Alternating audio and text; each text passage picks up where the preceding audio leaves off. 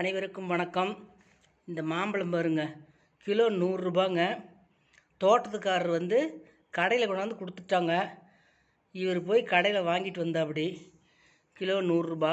பேப்பரில் வச்சு துணியை போட்டு மூடி வச்சு நல்லா பழுத்துருன்னு சொல்லியிருக்காங்க. வாங்கிட்டு வந்துட்டார் 1 கிலோ பழம். 5 பழம் தான் நின்றுருக்குது. இது வந்து மல்கோவா பழம்னு சொல்லி வாங்கிட்டு வந்துருக்காரு. இது வந்து கிலோ 200 ரூபாய்ங்களாம். இது 1.5 கிலோ பழங்குது. ரொம்ப விலை அதிகங்க. இங்கெல்லாம் சேலத்தில் தான் நாங்கள் இருக்கோம். கடையில் போய் வாங்கினா இவ்வளோ விலை கொடுத்து வாங்குறதா இருக்குது.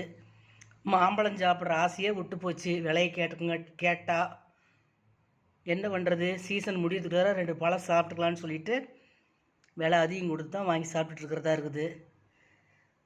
தேங்க்யூ.